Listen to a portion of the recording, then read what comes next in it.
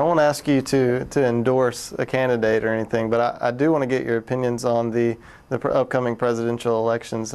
It's kind of interesting that I was interviewing you today because as I was driving to work, I saw a bumper sticker. It was an Obama bumper sticker. I could tell by the logo, but the writing was in Hebrew. Mm-hmm. And so I'm kind of interested as to what you think especially with both parties' efforts to reach out in the Middle East. Obama's trip and Bush went to Israel in May to help celebrate the anniversary of the country. I'm wondering what you think are the most pressing issues right now that will face the president coming in.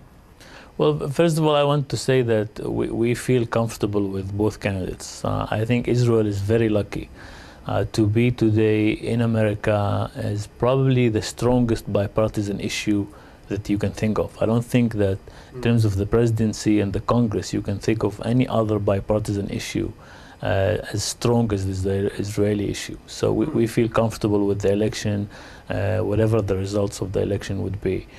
The other thing is that I want to tell you that the election in the U.S. For Israelis are almost, the closest things to elections in Israel. We follow the elections daily. The bumper stickers that you mentioned are all over Israel as well. You have to remember that hundreds of thousands of Israelis have an American citizenship and they vote in Israel. So the atmosphere is there. We have a lot of American immigrants who live in Israel as well. So it's not just another election in a foreign country. And Israel is much more lively. There are daily reports, intensive reports about the conventions in the Israeli papers.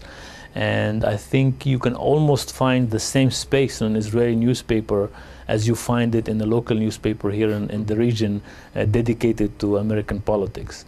That because of the closeness of the two countries.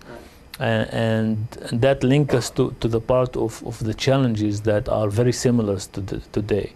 I think Israel understood first, and now many Americans understand that the challenge of our generation is really global terrorism and extreme Islamic fundamentalism that want to not only to harm the West and Israel and other countries, but also to take over its own region.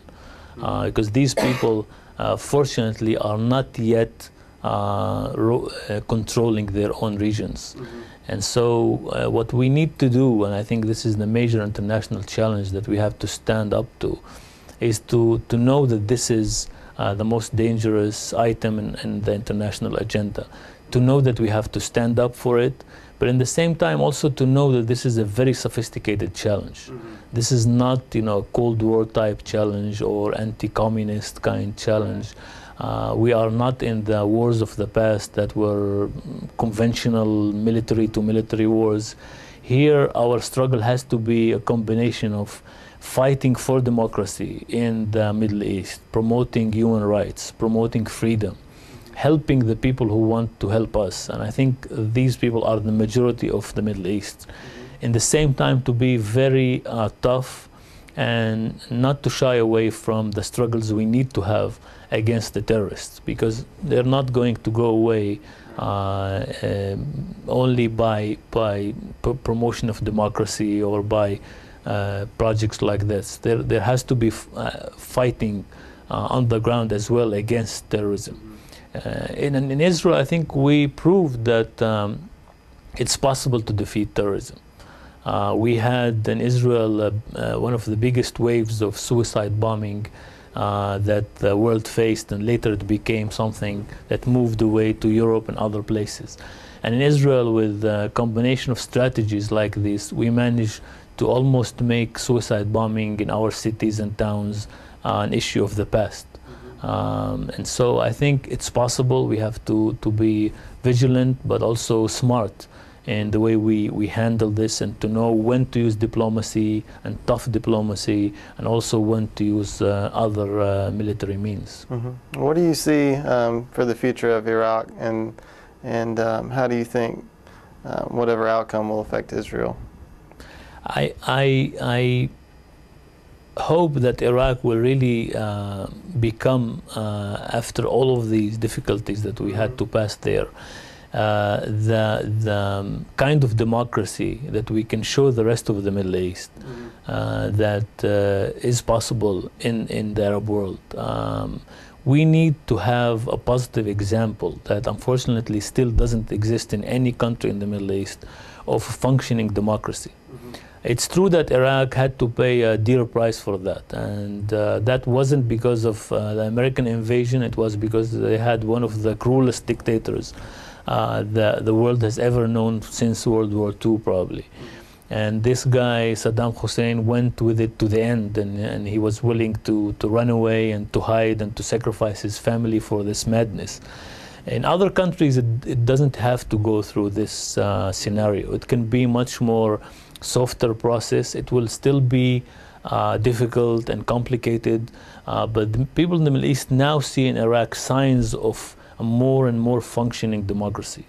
With all the difficulties, there are different political parties in Iraq. In most of the Middle East countries, there is one political party. With all the difficulties, any person in Iraq today can open a TV channel or a newspaper, and there are hundreds of them all over the country now.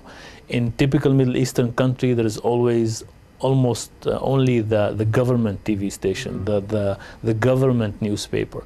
So people of the Middle East are not dumb. They're watching what's happening there. They know that the price is high. They know that the Iraqis suffered a lot, but they also see the bright sides. And I'm hoping that more and more we will be able to show the region those bright sides of democracy and to convince people that they can make this move even without having to go through this kind of civil war.